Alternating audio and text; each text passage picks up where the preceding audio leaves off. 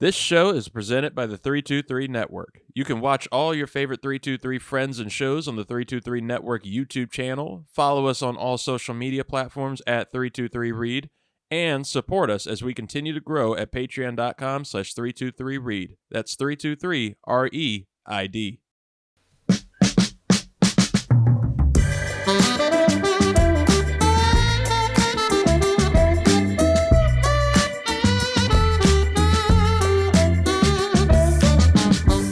Ladies and gentlemen, welcome to the 323. I am your host, Reid Murphy, and this feels nice and special. Look at this. It's Monday morning, morning somewhere. Monday morning sports talk. This is old school. This feels nice. Feels good. This is coffee with the chief. Yeah. Oh my gosh, he's got the coffee out and everything. I just had the energy drink. I'm feeling the jitters going through my bones. You heard that voice over there, folks. That is our West Coast favorite, Luis Martinez, the Big Chief Burrito. How you doing, brother? You know, hanging, staying alive out here, surviving earthquakes. We will rebuild. It is something out there, man. Like, I like visiting. I love visiting, but living out there, I feel like you got to be built different. You got to be ready for it. You got to be built like the Big Chief. Like, I can't do earthquakes. We had one in Virginia. People were making fun of us for years from how we reacted to it. Fires, Hollywood traffic, even though I think our traffic, maybe that's where the competition can build out. 95 over here in the DMV. Feel like our traffic can compete a little bit nowadays. Listen, I don't know what kills more, California earthquakes or random snipers in your hood, but we gotta, That is true. Yeah. Never forget. Yeah. I feel like that goes underrated around here. The DC sniper was a time. That was a time. That was a thing, man. Like over here, you hear sometimes people it'll happen every once in a while. Well, some dude will just go out and start shooting at people on the freeway or stuff like that. I mean, there's a lot of crazy shit that happens in California, obviously. But the East Coast, I mean, having lived like the early part of my life on the East Coast and then now being in California, I think it's pick your poison, because for example, you guys were where I was living like a few miles from a giant fire a couple of months ago, where I was like already packed and ready to go at a moment's notice should we have to evacuate. I woke up in the middle of an earthquake a few days ago. And there's always fire season, stuff like that. But at the same time, I haven't known what 30-degree weather is in like 25 years. I haven't had to wake up and open my door and be like 8 feet of snow, like in a blizzard. I haven't had to step in fucking, melted snow water or been in like 95-degree heat in New York summer in a while, so San Diego is nice. You get 10 rainy days, 10 cold days, 10 hot days, and then we get 335 days of 72. That's beautiful. My winter jacket is a hoodie. The San Diego the San Diego dress code is like a hoodie, like a tank top with a hoodie just in case it gets cold later, basketball shorts and sandals, and you can wear in 95% of your life you can run around like that and you're good. And it's definitely more my speed than the East Coast was. I can't even explain the jealousy of the levels here in Virginia where it's just like it's literal sweater weather. You start out with a sweater in the morning. By the end of 4 o'clock, 3 o'clock, you're completely sweated out. You need shorts, but you didn't pack shorts because it was cold as fuck in the morning. Oh, it's been miserable. And don't forget, like you brought it up, those people, that 3-year streak, we had a moment in the in the DMV from 2001 to 2003, man. You had 9/11, and then follow that up with the DC sniper where you couldn't even get gas here in Fredericksburg without having to duck and keep your head low because you don't know if Muhammad's coming for you. And then 2003, we had Hurricane Isabel. It was just a night. It was one after the one after the one. Survivors. How disappointed were you when you saw the race? When they finally revealed them, where you're like, oh yeah. Once you got the first the first suspect, it's just damn it, shit. You're like Muhammad, don't be, don't be, damn it, shit. And listen, another thing is early sports. So 10 a.m. on Sunday, yes. football. Yeah. I'm setting my fantasy lineup at 9:55 a.m. You wake up Sunday, you're like, oh my God, there's football like in an hour, 10 a.m.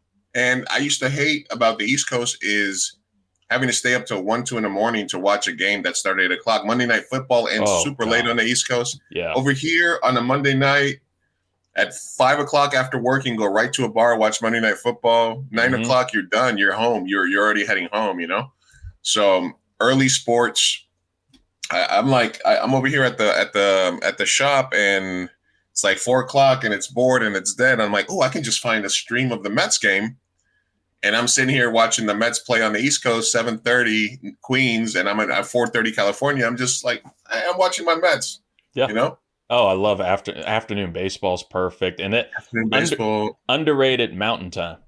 I was out in Idaho for a summer. And it was right in the middle of the NBA playoffs, right into the into the NBA finals. And I had just come from, like, my last day in Virginia was Kobe Bryant's last game.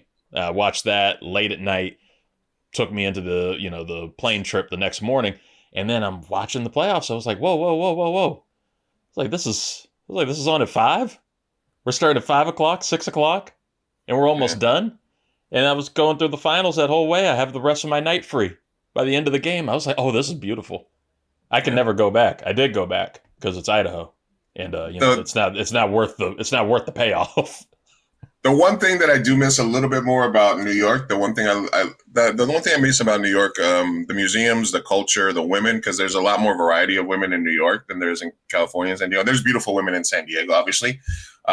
A lot of international flavor moves up to LA, obviously. Right.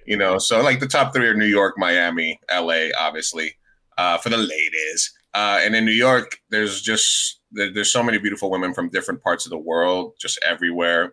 San Diego, you have your beautiful Latinas, white girls, and Filipinas, and black girls. That's about it. You get the 4 flavors, and that's about it out here. Idaho's got some attractive potatoes. Yeah, there's some shapely russet potatoes, some Spudleys, some shapely Yukon, those yellow golden potatoes, and that's about it. Yeah, nice, lots of missionaries. Ironic. Well, look, we brought up the NBA playoffs, and that's what we're going to be going into on this show, folks, just to give you a little preview as you're going in, because I know some people want you to stick to sports, but when we have the Big Chief Burrito on, we go all over the place. As you can see, we went through a whole thing of time zones. It's the same way you get it with Scott, and we go for an hour with Muppets. Today, we're going to be going into the NBA playoffs. We're going to be going into some political venting, because we need to. The show has gone far too into 2025 without addressing some things. And then we'll finish off previewing a little bit of the NFL draft, because, reminder, folks, subscribe to the 323 Network on YouTube. We will be live Thursday night, NFL draft night. We will be doing our annual watch-along. Plenty of friends of the show are going to be coming around. You never know who will come on. You never know what will happen. Shout out Michael Penix last year in a collective 9-person freakout for about 10 minutes over the Falcons. So it's a fun time. Go check us out there. But before we get into the NFL, Luis is our basketball guy, and this is his season right now. You see the hat he's wearing. We got rid of the Jets cap. That's only up in the top corner. That's only Jets Luis is up in that top corner right there. But we get him out because it's Knicks season. It's Knicks season, baby. And we have plenty of scores from the first round. The play-in tournament finished last week, and I'll say it now, Luis. Play-in tournament, waste of time. It's just a waste of time, and it's edging hope for a lot of people that should not have it. Shout out to the Mavericks and Nico Harrison, who's trying to count that as a win. You get those play-in teams, and now it's a first round, and the first round's best of 7 now, so it's just more delayed hope.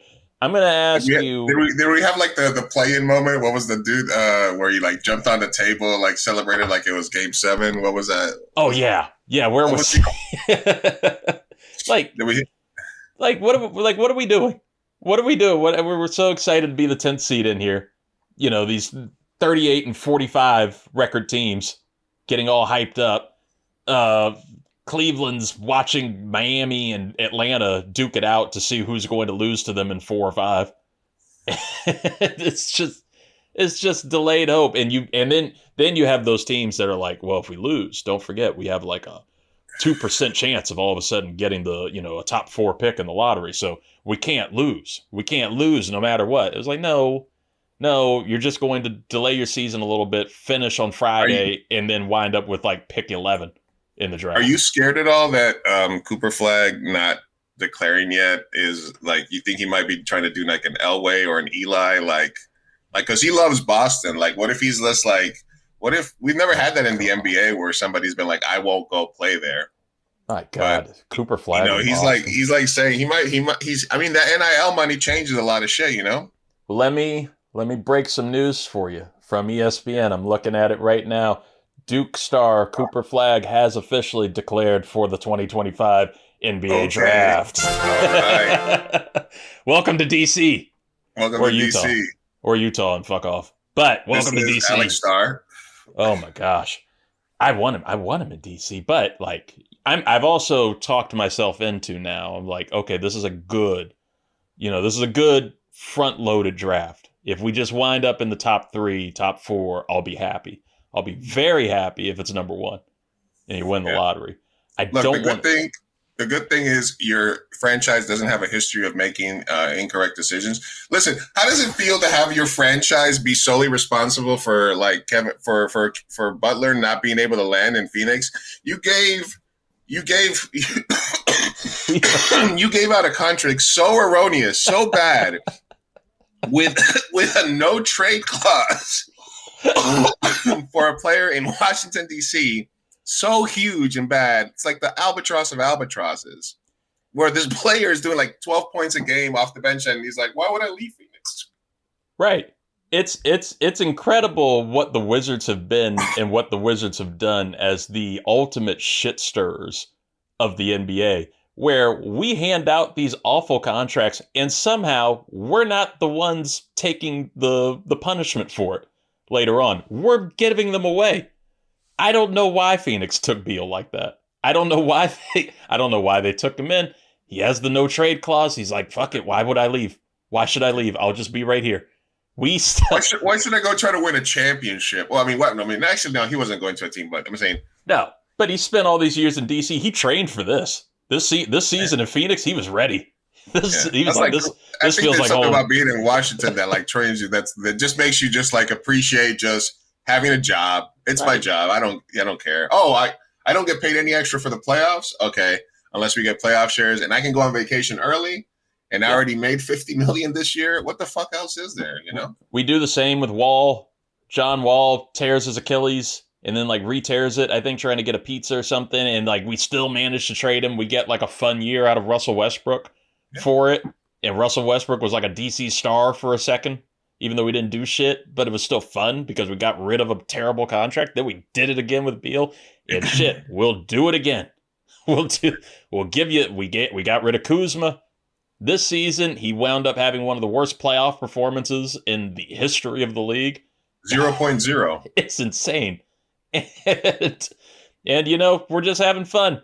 We're having fun. Jordan Poole's having fun, leading the tank. The real agent's zero. Oh, God, it's so wonderful. It's so wonderful. And I actually feel confident in the new regime. But I mean, I think pretty much like you can never let Cooper Flagg and Poole meet, right? That's got to be. Yeah. He's got to be all the way out of the building before Cooper steps in day one, right? Cooper's. You got to bring. Yeah, Poole's got to be gone. Cooper's got to be leading the charge. They can never cross paths because he will infect them. Yeah. Oh yeah. No, I can't have that. And I'd rather. You're outside of this, okay? And I'm biased as a DC fan. Where would you like to see Cooper Flagg land? Because I feel like there's a lot of people, they don't want to see him go to the Spurs. You can't have the Spurs keep landing the number 1 pick. Like, they've had enough. They've already got Wemby. You want to see Cooper teamed up with Wemby and have this young superstar duo? Might be kind of fun, but nobody wants that, really. I don't want him to go to Charlotte and disappear. And, I mean, where else is there? Utah, I feel like he's just going to disappear there, even though he might be perfect for Utah, for that state. Like, where do you want to see Cooper Flagg land? Philly. Ew, they keep doing this and fucking it up too. I'm saying, like, I'm looking at the top five. The like, I would love to see him and Tyrese Maxey. I think that would be a fun duo. Obviously, I hate the fucking Sixers with a passion. So yeah, but I think the Knicks are on a different timeline than them anyway. I think Great White Hope in Utah is always good, like for jerseys. You know, like that's always pushes numbers. You're right. The Hornets. I mean, there's 3 black holes. Yeah. All due respect. Washington, as much as you believe it's a black hole, Charlotte is a black hole, and New Orleans is also a black hole. So those 3 are all three are horrible destinations for first round picks. And that would just mean that he would play out the string. I mean, you go into it knowing that he's going to play out the string. You're going to give him the massive contract, thinking that maybe he'll stay, and then a year afterwards he will demand to leave. You know what I'm saying? So enjoy your 5 years with him, I guess is what I'm saying. Jaden Daniels is giving me too much hope for a revival of DC sports in this city. I feel like he can lead the whole thing. The Spurs moving up from 8 would be fucking tough because they've had so much fucking luck. Yeah. But fucking from a basketball standpoint, him and Wemby and the dude they got from Sacramento right now, Fox, right? Yeah. Him, Wemby, and Fox. Oh, it'd be nice. That would be instantaneously like the number 1 NBA 2K team to play with.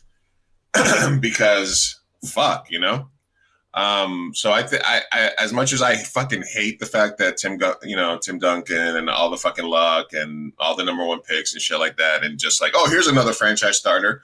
I hate that almost as much as I hate the Lakers always just being able to like get fucking, get $1 for 25 cents every time they need another fucking superstar. Yo, LeBron's getting old, Luka. Fucking all the players get lucky, you get Magic, all that shit. So, right. Honestly, man, I'd love to see him in Brooklyn or Philly. I think that's fun. Toronto, fuck them. I wouldn't mind him in Brooklyn. I wouldn't mind seeing him in Brooklyn and leading a charge there. Dallas in the conspiracy theory. How you're moving? You got to move Luka to fucking to LA for peanuts, but you're getting Cooper Flagg. And then how angry does it get when Nico Harrison, like they get the number 1 pick and he was like, I meant to do that. What's the meme for the something's going on here, right? If that happens, Conspiracy Lou was right. They traded the European white for the American white, and now they're just getting all the hope. If there's one thing that would at this point appease Mavericks fans, then it would be that. It's that, but then you have no trust. Like I would have no trust for the rest of my fandom, for the rest of my fandom life. I would have no trust that we're going to keep him. If you didn't re-sign Luka, why are we going to? What hope do I have that Cooper Flagg's just going to do the same thing that we talked about for DC or Charlotte or New Orleans? Yeah, but by all things, I think fucking I know Luka's a hooper, but Cooper's supposed to be like a hooper, like a gym rat, like a fucking, you know what I mean? Like he's supposed to be like Kobe-esque in his hustle. Real lunch pail. So, yeah, gritty. Yeah, we'll see. Gritty, first one in, last one out, kind of guy. It goes.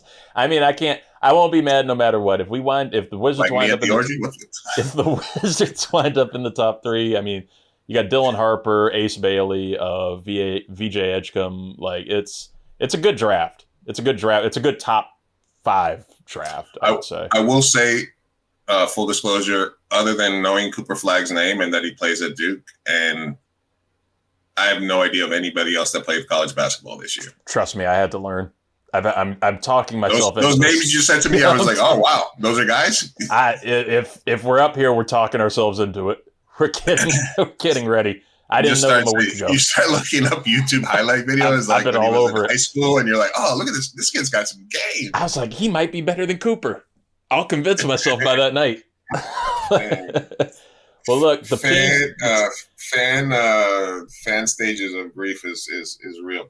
the teams that don't have to worry about it, they're in the first round right now, and I want to get your, I want to pick your brain over what was the most interesting outcome, the most interesting storylines here, because we had on Saturday, right on the first round, Pacers took out the Bucks, 117-98. Knicks, your Knicks, those Knickerbockers, they beat the Pistons 123-112. Timberwolves took down the Lakers 117-95 in the first ones, and you already got Lakers in 5 shit going. Probably most exciting game of the weekend, I would say, was Nuggets Clippers overtime game. Nuggets beat the Clippers 112-110. Sunday, man, the Thunder beating the Grizzlies 131-80. We had the Celtics beat the Magic 103-86. Cavs, they did the expected thing, took on the Heat 121-100, and then straight out of the 90s, we had the Warriors beat the Rockets 95-85. That's old school. That's a nice game right there.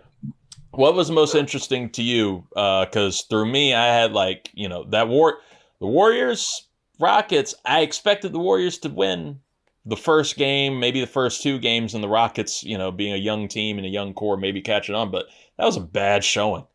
That was a bad showing by Houston. That's a bad intro.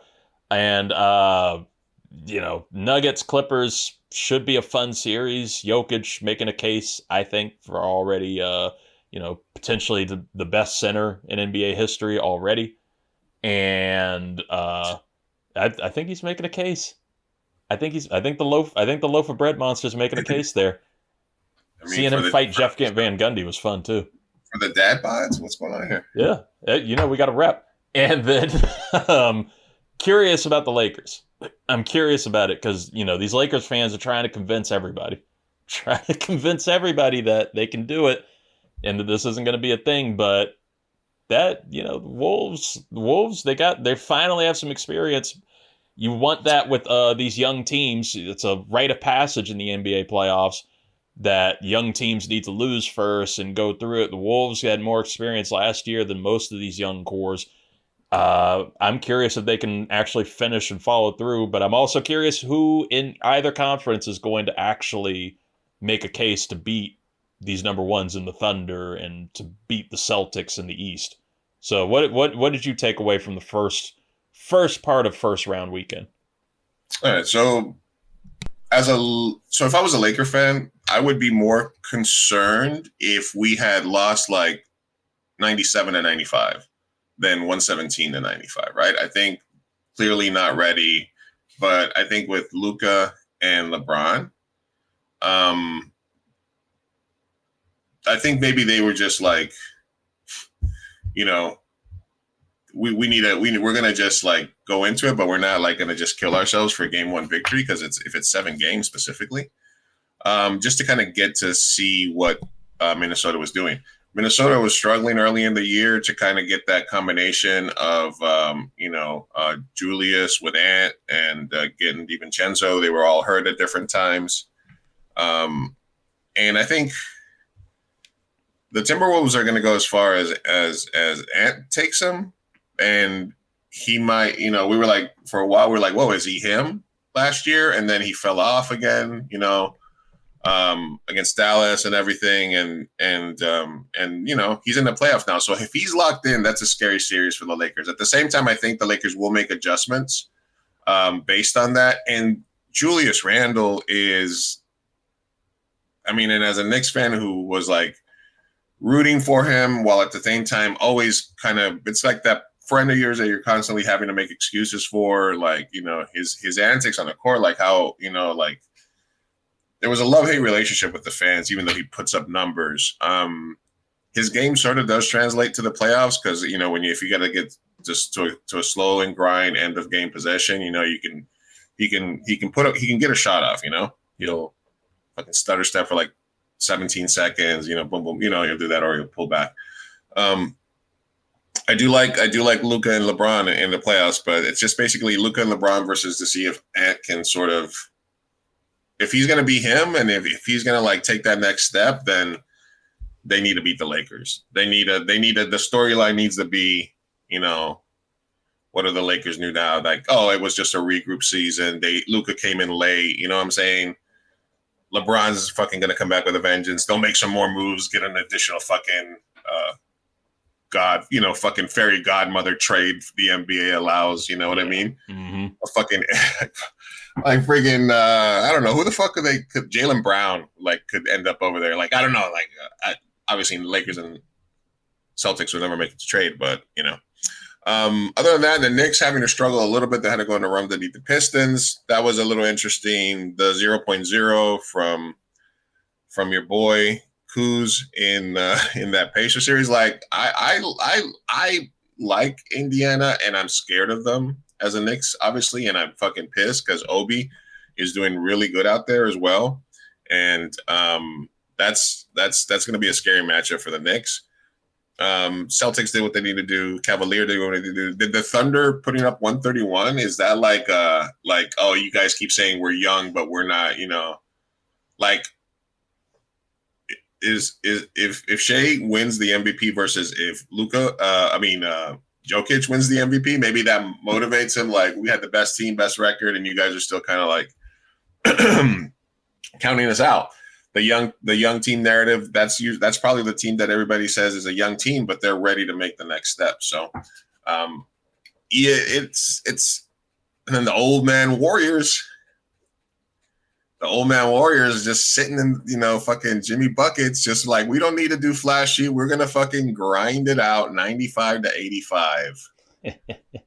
Steph's going to make free throws and make shots. Buckets is going to fucking, that's going to be a tough matchup, man. Do you think playoff Jimmy gives them a realistic shot to make the finals? Yeah. Absolutely. They got Seth, man. If you got a top 50, 25 play guard, you got a shot, man. That guy is still gonna make shots. And Jimmy not having to carry it, and even Draymond's old ass, Well, Draymond's been really happy. I mean, Draymond was so happy after the game talking about how Jimmy is somebody that calms them down. And that's the least calm person in the NBA talking of somebody that calms them down. I mean, he might have been like the perfect compliment there, because Steph needed somebody. Jimmy didn't want to be the number one. He didn't want to be that guy right there. He needed somebody to take something off of him. So I'd be curious if those old man Warriors can take down a young core in the Thunder, who I'm trying to get a full belief in them. They are fun. They are very fun to watch, but I'm trying to get a belief that they can go, take it all the way. This is going to be that season to kind of show me something, unless they need to go back and get more. Ant's fun, man. Like I'm rooting for Ant to just keep this shit going, and really, show that he's baby Jordan, and that he's the son of MJ here. Can you convince me that the Knicks, that I can go all in on the Knicks to take this to the finals? You want Overly Optimistic Knicks Fan to come out? I'm curious if he's there. Is Overly Optimistic Knicks Fan alive? Yeah, so Jalen got hurt before the playoffs, not during the playoffs. So we knew he was going to get hurt, but it was like, please don't get hurt like right when the playoffs start. Yeah. So he didn't get hurt right. And he's been back, and I don't know, like the math is, did Tibbs having like four guys like in the top 10 of most minute played in the NBA, like the most Tibbs stack, like how many Knicks are in the top like 10 of most minutes played is ridiculous, right? And him saying, no, fuck it, we're going to run these dudes into the ground, and it's going to happen. And now we're built for the playoffs. So they are literally built for this. Everybody's healthy. Bridges is like, locked in. Josh Hart. They don't have a bench, but they're not going to play a bench. Cat's back. He's in. Him being around the other dudes. Like, I think it's changed something in him. I see him as more of a dog than he was in Minnesota right now. He's like feeling himself. Fucking OG is a fucking demon. We have like the wings to match up against anybody. We have the wings to put OG on Mitchell, who's a little fucking love him. He's a Mets fan, but he's short, So you're going to have Mitchell. If they're playing the Cavs, you're going to have Mitchell having to pull up from 3, pull up deep because OG ain't going to let him drive. And then when he drives, fucking Mitch and Cat are going to be there. So against the Celtics, we got the long arms to get against Jalen and Tatum. I mean, Porzingis scares me a little bit with the Celts. But we also have a stretch 5 now. So some of his defense is going to get a little negated because Cat's a stretch 5. So Porzingis is just about 2 fucking 7-footers just out there, just chucking it, I'd love to see that matchup because I'd love to see them, Cat and Porzingis battle in the fucking paint would be, I don't know, like peak NBA for me right now. Like fucking Olajuwon and Ewing back in the day. And then Brunson, who, was another fucking Mavericks fuck up, obviously. Mm-hmm. Yeah. That benefited us. Brunson is, he's been an MVP candidate. He's an MVP candidate. He's the heart and soul that he's like, he's the hero we needed or didn't deserve or whatever the fuck it is. So I think that all those factors, they can stack up against everybody. They have the defense to guard any team. And they're built for shortened games, more timeouts, more rest between games. They're built for like the grind. And last year they were built for it, but they got crippled at the end, and they ended up with they had a 6-person team last year at the end, So greatest caveat of all time, if they stay healthy for the playoffs, they have the structure and the team in place to make the run. I think that caveat is the theme of the NBA playoffs every year for any team. Like, because you can look at it for a lot of them. For the Warriors, any one of those 3 goes down. For the Clippers, to me too. For the Clippers, if you can get that. For the Clippers listen, this is if Kawhi wanted the time off, he's got the 17 fucking surgeries. Right. This is what you built the arena for him. You got Harden. Like, this is like put up or shut up now for you guys. Like if I hear a fucking thing about Kawhi's knee, oh yeah, in the next 2 weeks, it's like it will then at that point you just, as a Clippers fan, well, what the fuck? Right. What can you do? Because I'm like, just waiting. Much time let's just come back for the playoffs only next year and see what happens. I don't know. If they go down to Denver 2-0, you're going to hear something about like there's been a little tweak. There's some soreness in Kawhi. Yeah, there's some rest. You're going to be seeing him icing. Dude, you should just take game 2 off. It's like, listen, we're going to lose the next game. I'm just going to take it off. Yeah. Did they play in LA or did they play in Denver? I believe they were in LA. I want to say, no, they were in Denver. Yeah. Okay. So just get, go ahead and take it. Kawhi's going to take the day off, and then he's like, we'll win the 2 in LA. It's going to be one of those things. It's like, it's that back and forth, man. It's, I don't know. I kind of like that it's a 7-game series because I think a longer series will really get the best team out of that each thing. And I think it's better for the Knicks too, because grind it out, motherfuckers. You guys are not used, Yeah. Let them. We're like the fucking Sherpas. We're not like those little tourists that are going up to Mount Everest, paying $200,000 to go take a selfie at the top of the world. We're like those Sherpas standing next to them, like, all right, yeah, we're built for this. Maybe, I don't know. Maybe that's a hot Sherpa take. I like a good Sherpa take. Who doesn't like a good Sherpa take? I just want to see more of I need to see more of the Jeff Van Gundy, Jokic battles. Van Gundy trying to stall time and holding that ball as Jokic just trying to rip it out. That's a feat of strength, man. That's a feat of strength for a coach to show.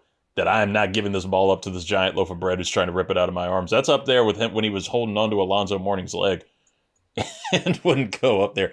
He's up there for strongest coach in the league. Mike right, how about this coach? How about this scenario, right? All right. You ready? You get the first pick, right? I'm listening. You get the first pick in the draft, right? Mm-hmm. And Phoenix calls. Mm. And Phoenix is like, listen, you talk to KD. He wants to come home. He wants to finish his career like Jordan. we're in Le Boulay, and he wants to come home. You give us the first pick. We'll even send back. We'll send them back. We'll send KD and Bradley back. Bradley said, "Fuck it, I'll go back." You send us the number 1 pick, all your garbage, and you got KD for that. Just imagine the jersey you're going to be able to buy. You'd be able to buy a Kevin Durant Wizards jersey, even if he played 1 season. It's like me trying to buy that LaDainian Tomlinson Jets jersey for years. What are you doing? And you're not guaranteed, I'll change it. It's not you don't have you have a top. Yeah. Well, let's say if you had the first pick, would you do it? If it's the first pick, no. I think okay. the revenue you get out of Flagg. You missed the first. You missed the first pick. You missed the first pick. It's 2 to 5. It's a 2 to 5 pick.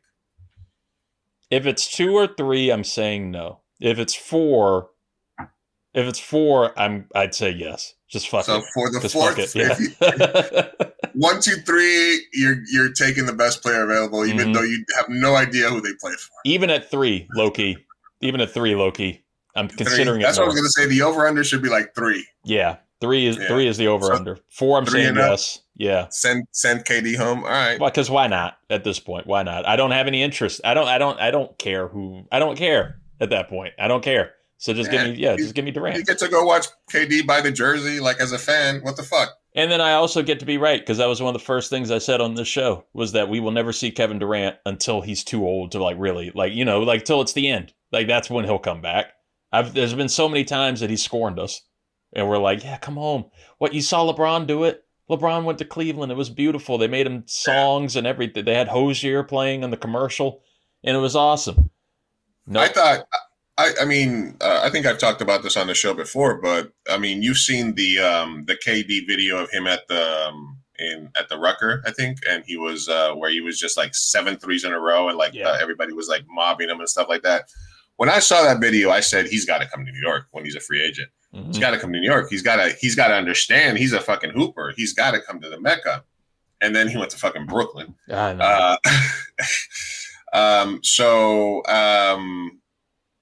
So yeah, I mean, I've thought about it. Like, what if he's like, oh, New York's one of the destinations he'd go to. Like, would I want to trade a much younger fucking Cat or fucking Bridges? Like, what combination of because to make the salaries match, it would be tough. It'd have to be like one of our top guys. I'm not trading Brunson. I'm not trading Josh Hart. Maybe Josh Hart and somebody else for KD. That'd be a tough move, So I'd say maybe Hart and somebody else, but you guys have such a good core now. Yeah. It's such a good fun. I wouldn't trade OG, I wouldn't trade Cat, and I wouldn't trade Bridges, and I wouldn't trade Brunson. Those 4. So Josh Hart, even though he's a glue guy, if I could throw KD up there in the front line, I'd do it.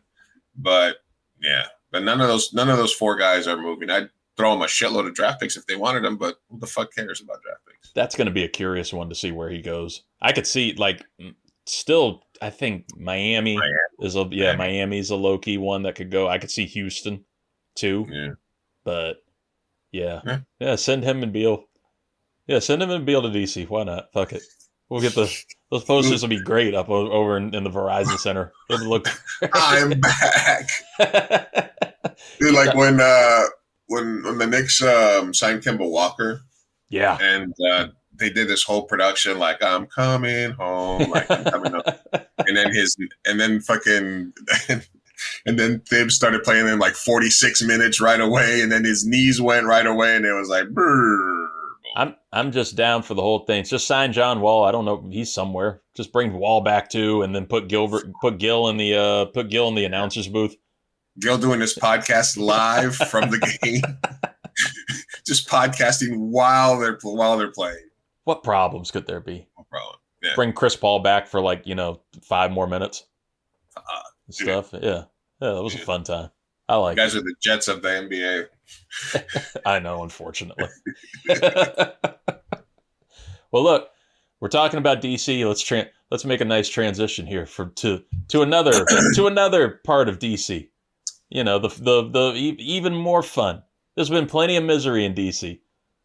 If it's not in sports, damn it, take it on down to the White House and that street and Congressional Avenue. It's been a year in politics. It's been a year for this nation, for this world, and we typically stick to sports, but that's not our thing. We will talk about whatever the fuck that we want to talk about, and this is something that's been bothering all of us, and it's been bubbling, but we also have understood people need a little bit of an escape. They need, maybe we're not going to talk about the whatever his fucking role is, Pete Hegseth sending top military plans into a signal chat to random reporters and shit. Maybe we'll talk about why John Wick could fight the Muppets. That's a proper escape sometimes. But there have been things that have been going on with the Trump administration, with all of the politics that have been bleeding from our country to other countries that are now finding ways to align with us. We've seen it with El Salvador's president, the quote-unquote coolest dictator that there's ever been. And these negotiations on the deportation policies of what's close, it's teetering towards, if you've seen Civil War on that movie from Alex Garland on Max, you're seeing these foundations for shit that's upsetting enough people that it could feel like, we're breaking down as a nation and breaking down as a world and breaking down our greatest alliances. It's just all been so fucking disheartening, but also so enraging.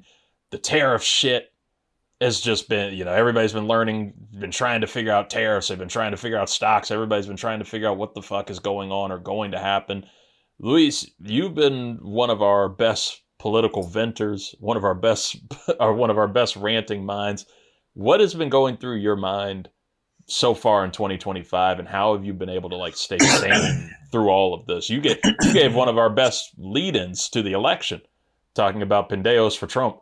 So, look where that got us. Yeah. So I always like to start by kind of explaining the place that I come from when I do my political analysis, because a lot of the times if you say, I'm for this, everybody assumes that, if I say something that's critical of Trump, everybody's like, well, you love Joe Biden and Build Back Better. And I'm like, no, I despise Joe Biden. Joe Biden was a racist. Joe Biden was somebody who put in rules in place that locked up Black and brown people in droves.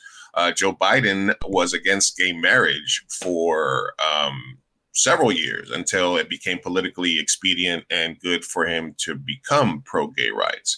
So I despise the majority of the candidates. Kamala Harris locked up tons of people. I thought she was a horrible candidate.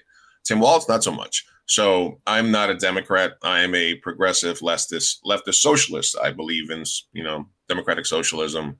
And, I'm more on the Bernie AOC train, for anybody wondering, right? So I also love when, the two sides switch sides on an issue. I love to see hypocrisy in place. For example, when Obama was going to appoint a Supreme Court judge, seat that became vacant a couple of months before the new presidency started, the Republicans yelled that that's unfair and that the new president should be able to choose that. And then because there's an election coming up and the people should decide who decides, this can't be that. Blah. Democrats was like, no, it's part of his job. He needs to do it, blah, blah. But the Democrats, and this is another point I always make, the Democrats are cucks. Republicans are the devil, but Democrats are cucks. Democrats love to have the moral high ground. They love to feel like they're right on an issue. Obama, yes, the Obama, Biden, Bush, they all deported millions and millions of people. And Obama had a chance because he had a supermajority to get anything. They could very easily have fixed immigration, and we'd be in a whole different place right now. But they didn't. Excuse me.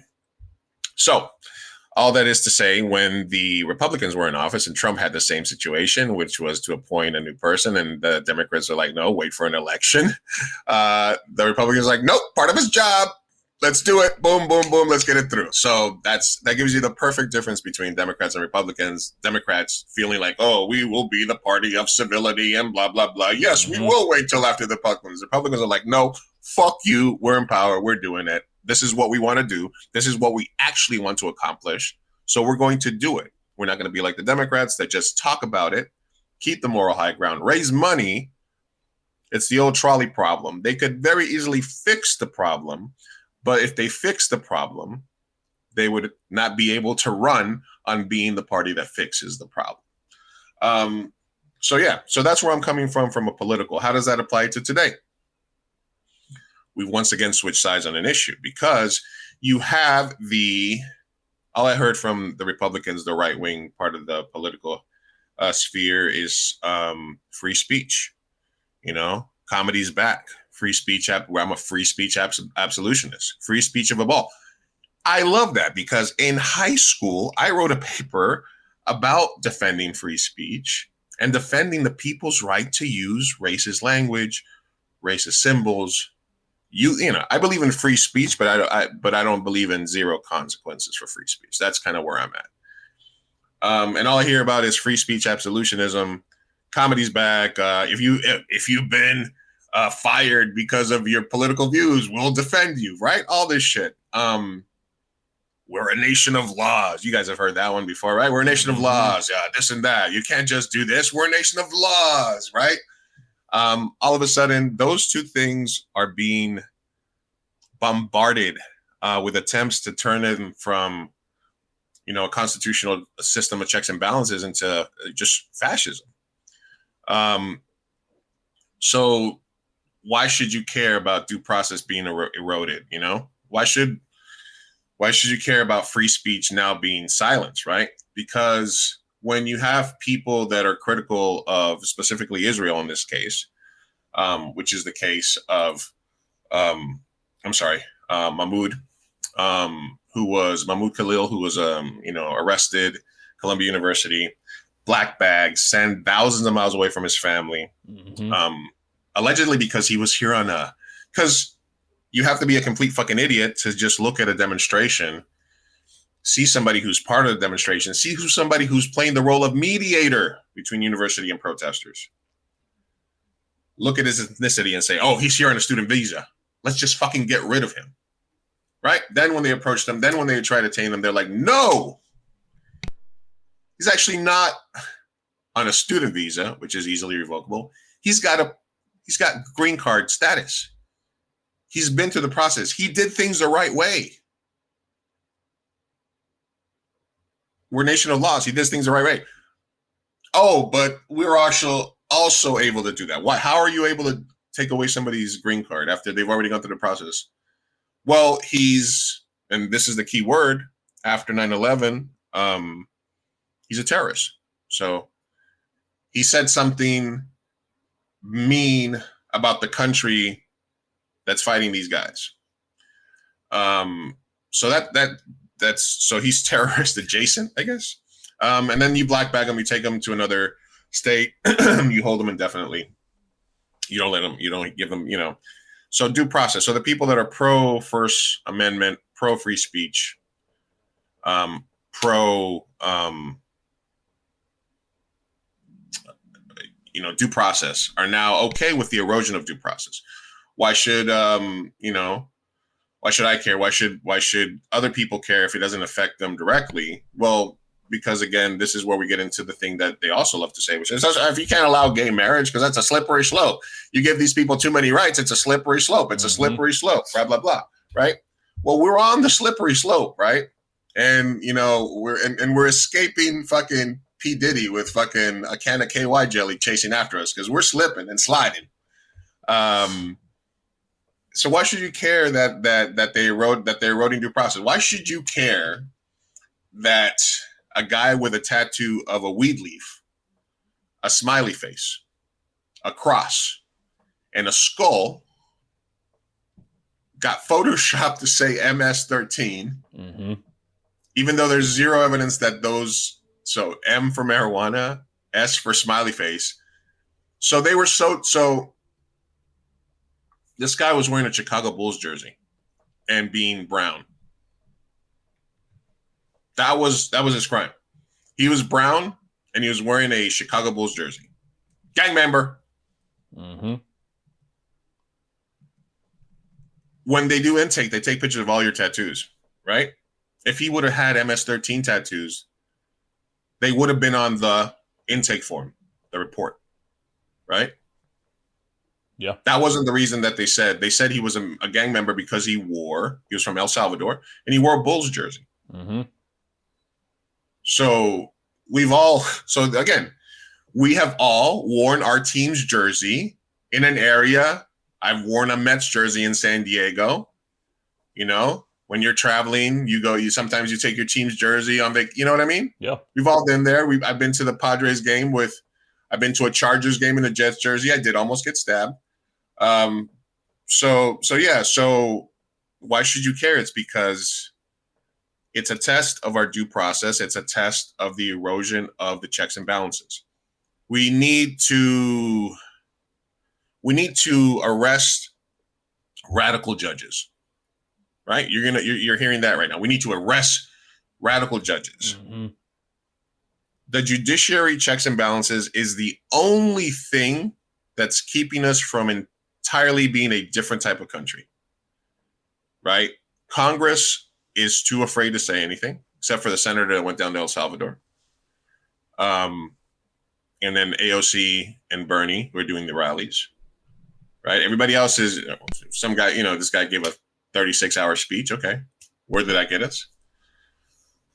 Right?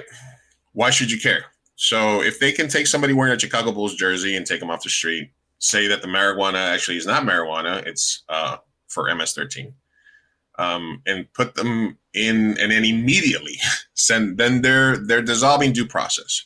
The difference between the 50 million people that Obama deported, the difference between the $10 million that Biden deported, because I saw another meme where it's like, there's been 30 injunctions on Trump deportations. There were 0 injunctions on any of the Obama, Biden, George Bush deportations, right? Okay. That's because there was due process, right? Because if you were deported during Biden, during Obama, you went to see a court, you were able to order your case, you were able to ask for an appeal, you were able to ask for an extension, you were able to ask if you could leave on your own accord so you could kind of take care of your business, you were going to give a removal date. And then if you missed those, then they would find you and they would deport you. So you were giving due process. People had lawyers. If you are not given the chance to argue your case, if you are not given a chance to do a judge, and they just give you a designation as a terrorist, then they can deport you to a maximum security secut in El Salvador, which is like a torture prison outside of U.S. jurisdiction, where you now have less protections under the law. The same reason that people were getting tortured, in Cuba, and not in the United States soil to help protect themselves. Right. You have the prison, right? And so we've already established that for wearing the wrong jersey in the wrong city, you could be arrested if you're brown, right? They can take your tattoos and take them to mean whatever they want. So even though they didn't make any mention of the MS-13 tattoos when they took him in, and after the entire uproar, what do? They have to go through his old files and look at the pictures that they took where they said, no, it's just a weed leaf, not a gang tattoo. And now they have Trump on there with a picture that says, look, gang tattoo. Mm-hmm. Okay, so they're manufacturing facts after the fact, right? To try to get us to buy into the fact that this is the right thing. We didn't fuck up. We didn't take a guy that was living in Maryland and had a family, an autistic kid, had an order from a judge that says, listen, even if we do deport this guy, we cannot deport him to El Salvador because he'd be in danger there. Right? we're in a situation where the Supreme Court says 9-0.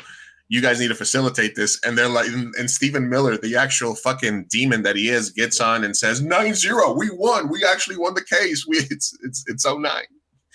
We won the case 9-0. This very clearly means, look, this is a guy, Stephen Miller, who puts posters of brown people on stage with him and says, these are not the people we went to high school with. We need them out of our community.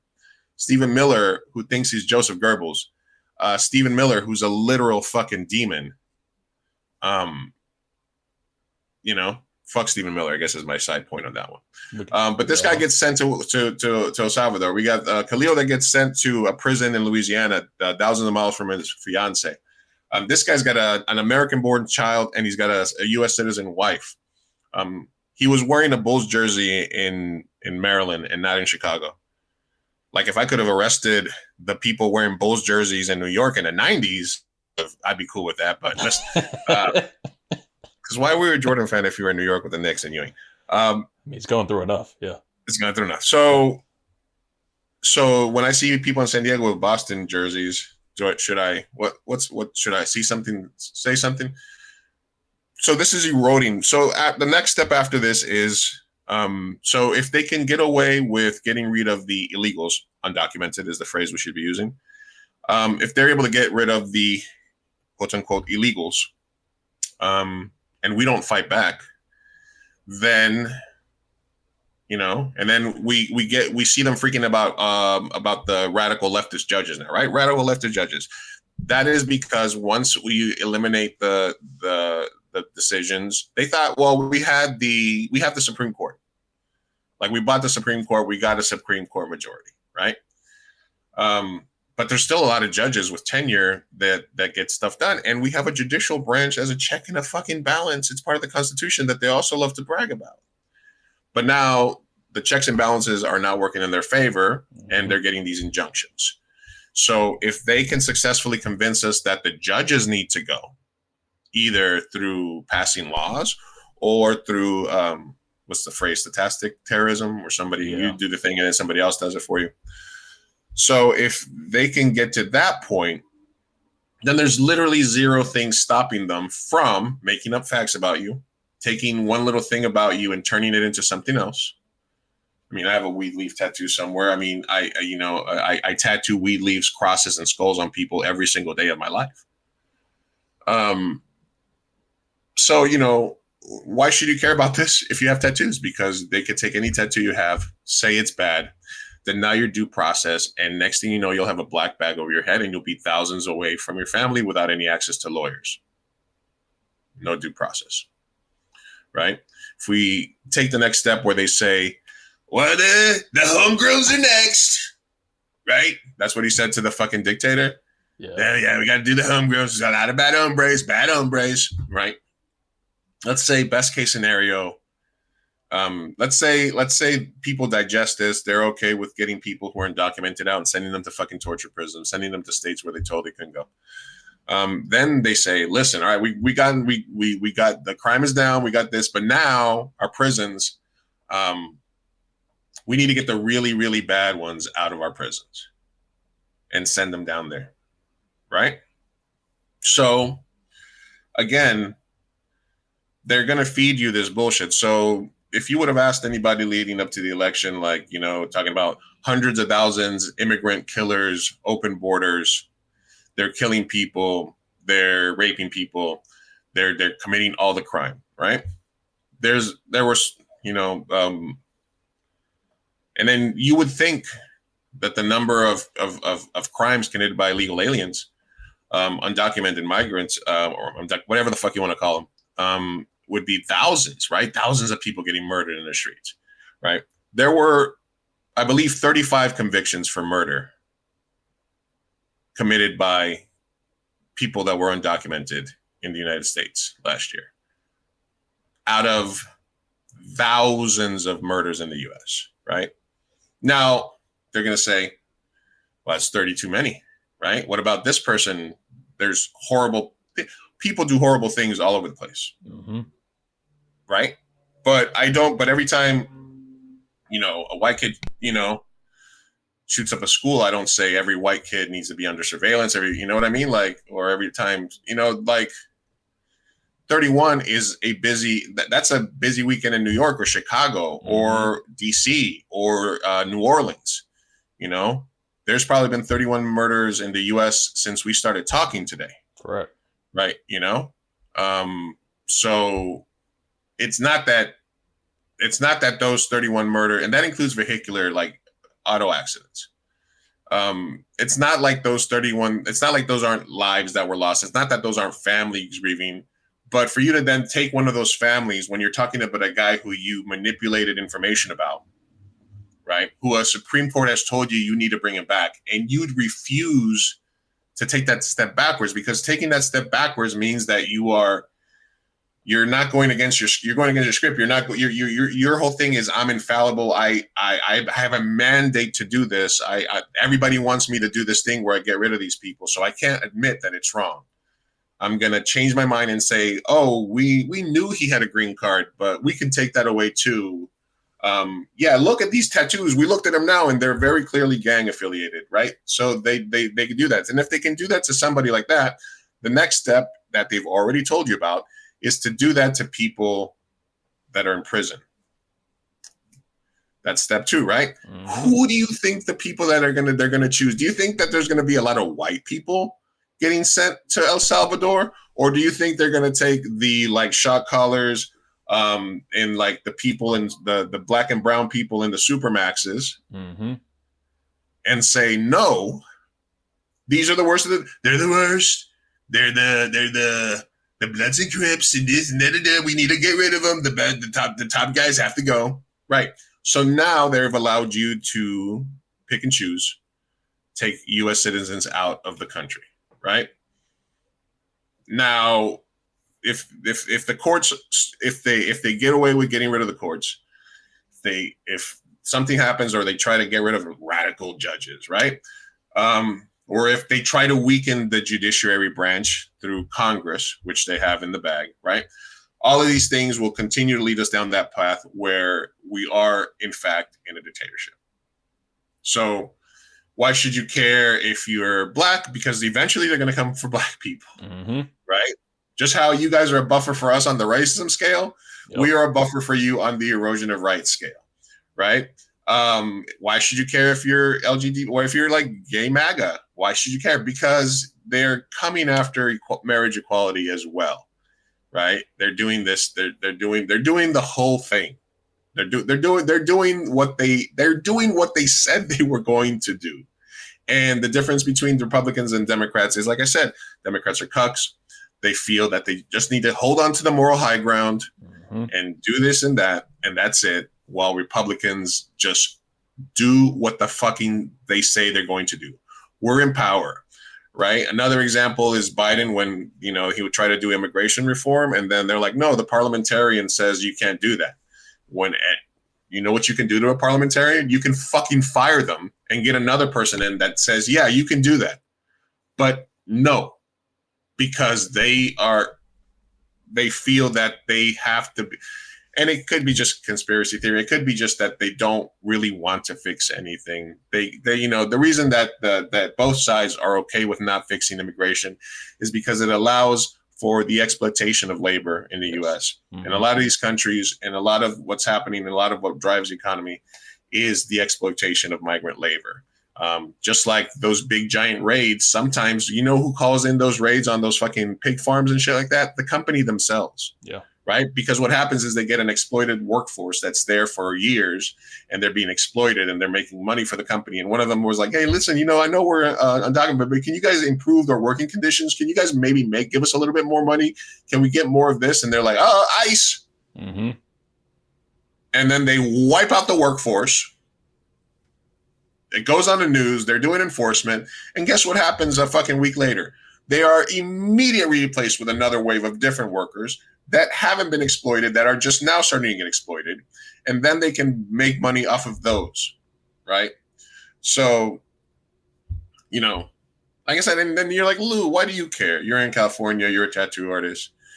what's going on? And honestly, the economy is okay for us because we work with Navy people and they just got a raise. So even when shit's going to hell, there's still going to be a lot of military people with expendable income. So come on down to SoCal Tattoo and get a tattoo. But why is it important to me? Because I, at one point, was an immigrant. I am somebody who did things the right way, so to speak. And it took me 20-something years to gain some sort of legal foothold in this country and a temporary protected status. And guess what?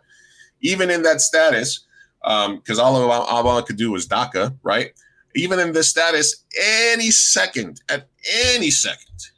they could very easily choose to deny it. The same way Biden gave protections to Venezuelans and Haitian migrants, Trump extended the protection to Venezuelan and Haitian migrants. And now he came back in a second time and he's like, actually, no, sorry. I know we promised you safety and a life here where we have jobs and everything for you, and you guys are contributing to the economy in Ohio and all this stuff. A lot of people that like me hate you. So I need to go ahead and remove this protected status. And now we're going to send you to, now that you've been living in the U.S., we're actually now going to send you to maximum security prison in El Salvador. And if we make a mistake and you're not supposed to go, we're just going to say, oh, well, right. So there's not that many steps left from being able to do this to the marginalized, to picking off more marginalized groups, to then, they're already looking for people through people's phones to look for un-American thought. They're saying that at this point, it doesn't matter to me who you voted for. I'm not interested in having arguments like, well, you're a lefty or no, I don't give a fuck. That's why I always tell people the Democratic Party is the most corrupt organization in the world. They fucked over Bernie Sanders twice. They disenfranchised thousands of young voters when they fucking force-fed Hillary Clinton, the worst candidate of all down our throats. The Democratic Party is a shit show, right? But so is the Republican. And until we figure out that it's not left versus right, but class warfare, look what they did to fucking Luigi Mangione. They brought him out there with a SWAT team, the mayor of New York. Why are they making an example? Why that one murder in New York terrorized everybody, and now he's a terrorist so that they can give him the death penalty? Why do you think they're doing that? It's to keep us in fucking line. They keep fighting. Oh, you like country music? You're a leftist. You're a rightist. You're broke. We're all just broke, right? It's not us versus them. And when I come to talk about things from a little perspective, I'm strictly trying to tell you as a human and somebody with lived experience what's going on. And thank you for letting me rant. And that's what we need more of, is the ability to listen. And that's where like shit falls apart. Like I think there's these conversations that if there's a slight difference in opinion, right? Mm-hmm. If there's a slight difference in opinion between people, they hear something that they don't like, boom, off, echo chambers all over the place. If we have the ability to listen and actually see the commonalities that we have, which is where you said we're all fucking broke compared to the people that are really keeping shit in charge, like that's a common thread for us. I like that you brought up the Luigi Mangione picture too. That was something that was like straight out of Gotham City. It was insane where that happened. But you brought up, it's a slippery slope. There is no better description of it. You see soft launching, people soft launch relationships. It's our nation soft launching fascism. Like that's what's happening. Yeah, and I had somebody the other day. I once in a while I'll make time for discussions, just because sometimes I just like to try to open people's eyes and stuff. But I was having a conversation with somebody the other day, and they said, and I was like, look, I kind of made that point. I was like, the difference between these deportations is due process. And if you don't see how due process being eliminated and checks and balances being eroded is not going to affect you, then I don't know what to tell you. And his response was, well, you guys had Fauci and nobody elected Fauci and we all had to take a vaccine. And I was like, and at that point I was like, yeah, that has nothing to do with what we're talking about, man. I'm like, I don't. If you didn't want to take the vaccine, you didn't have to take the vaccine. Like, Right. it's all right, man. Like, your body, your choice. That's another one, where we love to flip sides on. Mm-hmm. But yeah, so yeah, less us versus them, more us versus the rich, I think, is what we all need. That's it. That's basically it. That's Class basically consciousness. it. That's all we really need. Yeah. Be truthful with what class you're in, because we all see each other as temporarily maligned billionaires, and and I love the guys that just fucking just simp for Elon so hard, and they're like, no, bad times are actually good, because then you get to pull yourself up by your bootstraps, and weak times create tough men. Weak men create tough times, and tough times create strong men. And right now we're in the tough times when the tough men. And I'm like, oh, I'm just like, look, we can do everything. Money's not real. Anytime you hear them write a fucking 50 billion check for Israel or for UNS or for the fucking budget, you never worry about it. But all of a sudden, when we want to fund education, kids' lunches and other shit, money's real. When we need money for the VA, money's actually, we got to cut Medicare, we got to cut Social Security. Money's real now. When it's shit that could benefit us, we don't have money for that program. Money's not real. It's there. But whenever we have to write like $1 trillion check for fucking more missiles to bomb more brown people, we find the money. So stop simping for fucking billionaires, because if no matter how hard you throw it back on Elon, he's not going to fucking piss on you. He doesn't give a fuck about you. Yeah. Trump doesn't give a fuck about you. Biden doesn't give a fuck about you. None of the rich give a fuck about you. They'll just go on a fucking tweet liking spree to make you feel Nancy Pelosi don't care about black people, even though she wear look, man, people getting murdered in the streets, and they fucking like, what we should do? Like, they actually like thought about this, wrote it down, sent out a memo. What if we all get the dashiki? And then we kneel. And then we kneel 6 feet apart because of COVID. And then we just kneel, and boom. That's like that's like Gal Gadot singing Imagine from her mansion. Like, that did not age well.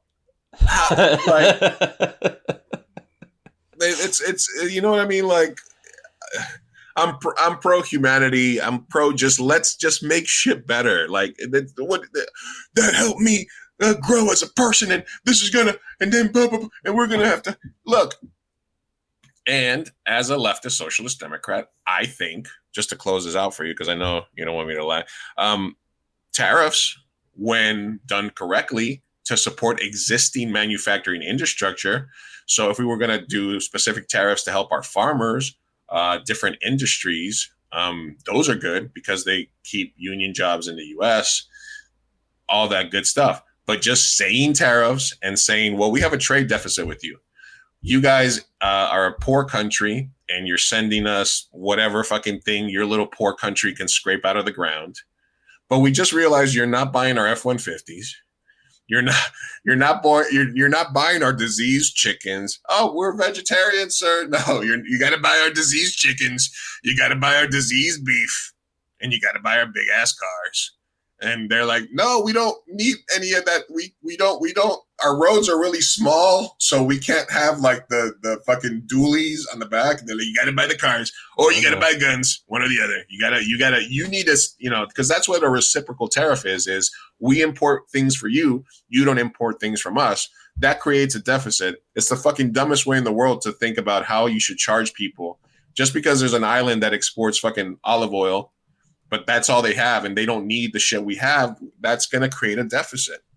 So tariffs to help existing manufacturing, but just saying tariffs, just saying reciprocal tariffs, and just, how long it takes to build a factory, create the skilled labor workforce, recruit the skilled labor workforce, get them trained, and get a product running. It takes months, if not years, to do something like that.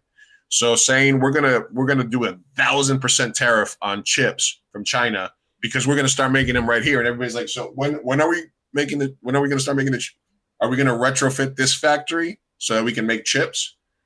We used to make like George Foreman grills here. How the fuck are we gonna make chips? We used to make Ford Fiestas back here. How the fuck are we all of a sudden gonna make like Teslas? Like, that's just stupidity. So, and then even if you are a company that's like, all right, cool, we're gonna invest in.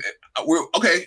You guys, okay? Ooh, tariffs. Okay, we're gonna have to build stuff in the U.S. All right, we'll start looking into like planning and building some factories here. Oh, but you want this done in 90 days? Oh, fuck, we're fucked then. But then it's like, but actually, no, we're gonna art of the deal. Pull the tariffs back. I put the tip in, then I put it back out. It's the art of the deal. You don't put it in all the way. You just put it in. You say you're gonna put it in, then you take it out.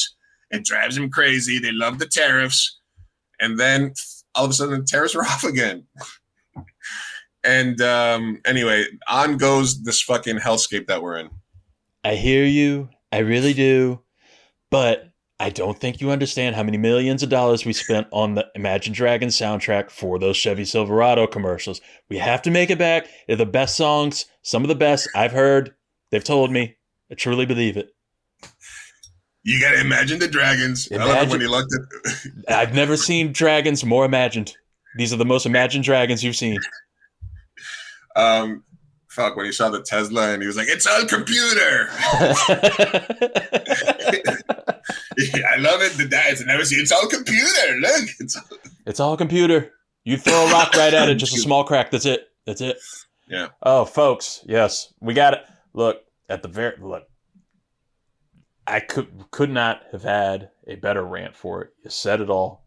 You said it all for me. The only thing I got, bring Kilmar Abrego Garcia, bring him back, because it's been the most infuriating shit to me of all of it. And just like you've said, it's a slippery slope.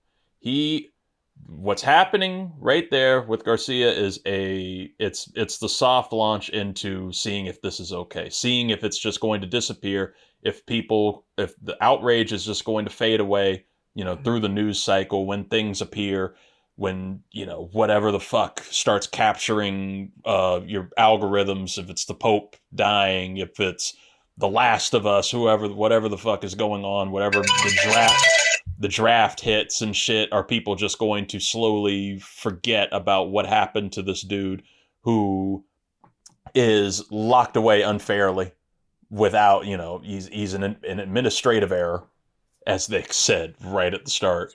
Or are we just going to forget about it and allow this shit to continue to happen? Oh, God. And you're 100% right. It's an administrative error, but you're going out of your way to Photoshop hand tattoo pictures and to see like it was an administrative error. But we're right, because he's a bad guy, and this guy, and look, this lady's daughter got killed. So and they were like the same color. So we're doing it because her daughter got killed.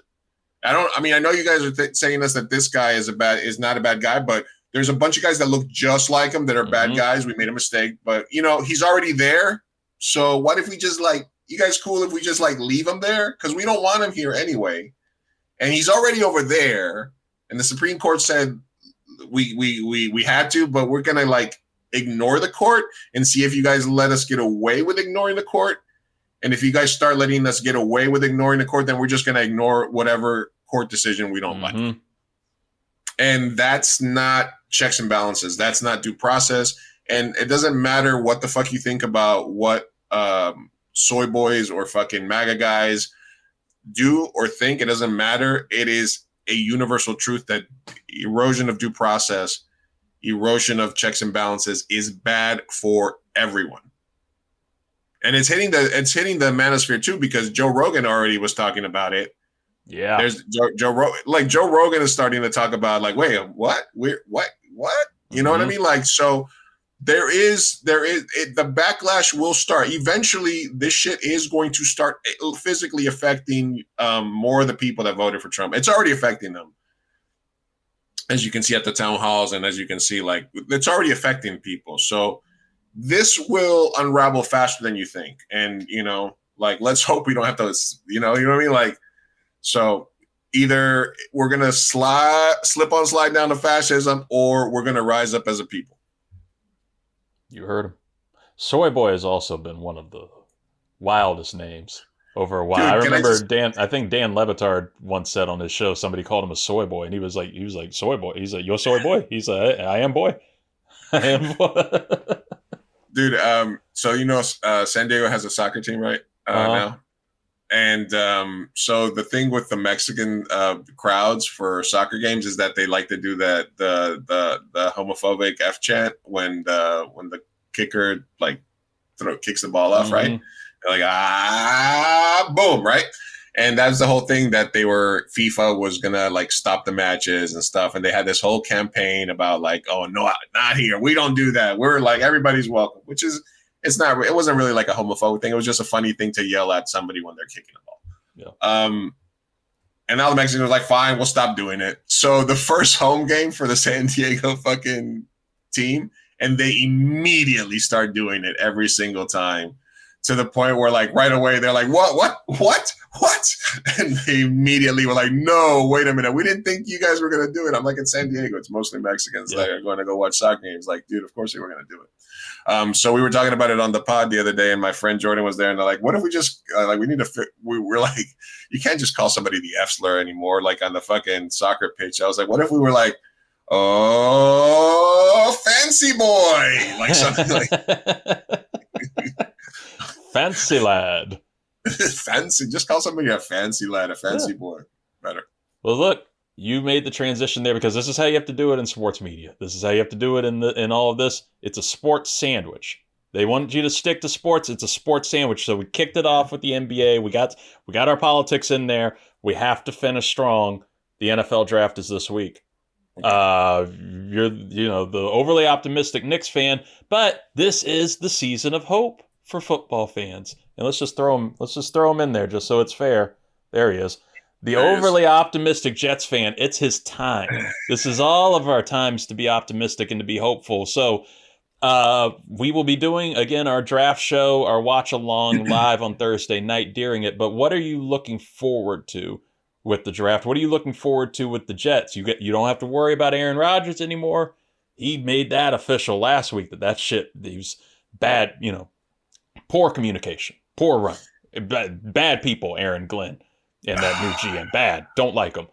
What are you hoping for with the Jets going into the draft? They got the number 7 pick, and nobody knows what they're going to do yet.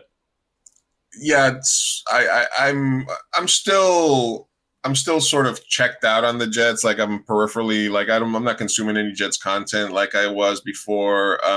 They're definitely low. They're definitely losing a little steam in my fandom. I'm not gonna lie, Reid. It's kind of it's being a fan of a poverty franchise for so long. It just takes your toll on you. There's only so much fan width people can have. Like I just about did the same with Washington before Jaden Daniels saved me. Yeah, no, and I think that. But what preceded that? What makes an organization a joke organization is ownership. Yes. It is, if you have a joke of an owner, you are a joke of a franchise. It's just simple as that. Dolan was a joke of an owner for the Knicks, and we were a joke of a franchise for a long time until he just literally stepped the fuck back. He was like, I'm fine. Leon, you're and we don't hear about Dolan anymore. He's out doing his horrible jazz music somewhere. And we don't hear about it, which is great.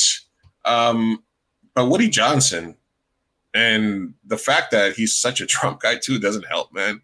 And that, just it's still a poverty franchise. They can make the right coaching hires. They can make the right coaching decisions. They can make the right player choices. But until he sells the team, it's just going to be a poverty franchise because he's just a bad owner. He has horrible football instinct. He makes the wrong hires all the time. His son vetoed a trade because of a Madden rating, allegedly. He was essentially, he was, then his brother took over when he was the ambassador, and it was just a whole fucking thing. Like, he's like knee deep with there's so many theories. And honestly, I should have been out with the Jets when they had a chance to move to Manhattan, but they decided to double down on at some point they had plans to have their own stadium on the west side. Right. And then they ended up just doubling down and going with the Giants to the new fucking Giant Stadium. And after that point, it started going downhill for me since then. So, I mean, I'm not going to lose my fandom, but the best I can hope for as a Jets fan is that we don't embarrass ourselves. And it was already embarrassing last week when how the fuck do you get an exit interview wrong? How the fuck do you get an exit interview wrong as a franchise? Well, that all they needed to do was, and then Aaron Glenn's all of a sudden like they're like literally sitting there saying like, you don't know me, you don't know me, you don't know me. I'm Aaron Rodgers, I'm Aaron Glenn. What is that? What is that? Why is that something that I need to hear about? So for us to sell the team, Woody Johnson, sell the fucking give it. Have you ever seen the Hoodie Johnson sketches on Twitter? Yes. There's fucking Hoodie Johnson is fucking hilarious. Woody Johnson, and then there's also Dolan J. Trump, the Knicks owner, as a Trump guy. It's hilarious too. But yeah, man, I think that it's going to be an interesting draft just to see what falls was dropped. I'm down for the trade down, honestly, as a Jets. I think that there's a couple of players there, but I guess it's a deep line draft. So honestly, if we're going Justin Fields, and we got a couple of really good pieces on the O-line, but if we added like a right tackle or another big dude up front, I would be happy. I think that the defense just needs to play better than it did last year. And I do like Justin Fields. And, and that. So I would stick to the O-line or D. No, I don't even want D-line. I would say O-line or a wide receiver would be my picks. I hope they don't. I mean, if they draft a running back, like somebody was telling me they might draft a running back, I was like, oh, fuck, that means we're going to trade Breece Hall. But other than that, like Breece Hall's a diva now all of a sudden, and Aaron Rodgers was never about the team. It feels so weird to. And then I was like, how is not just bringing Aaron Rodgers back that the best idea? And I don't know. Do you think he plays this year?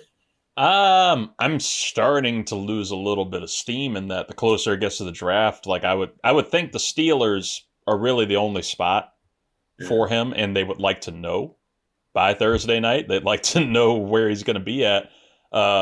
Between them and Minnesota, I don't see any other chance for him unless like a quarterback gets hurt somewhere, on one of these teams, like in the OTAs and training camp shit. But I'm hoping he just retires. I'm done with it. I'm tired of it. Justin Fields, that's more fun. Justin Fields is the physical embodiment of a carrot on the end of a stick, where it's just hope, and you think that he can be something. He can be something. It's just probably you're probably never going to catch it, but at least you have it. It's a little bit of fun. Yeah. I mean, I have hope for you guys. I liked they're going to do the 5th-year options on all 3 of those first-round draft picks from a few years back on Sauce and Garrett Wilson and Jermaine Johnson.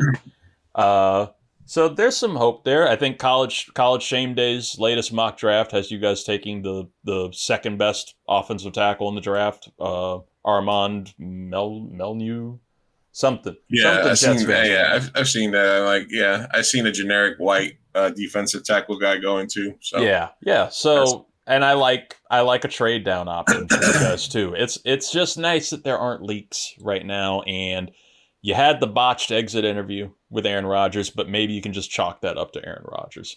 Maybe. Yeah. I think that the lust, I mean, it started off with so much excitement, it started off with so much excitement and it just ended so poorly. And it's just what happens to poverty franchises. Give it the first 2 weeks.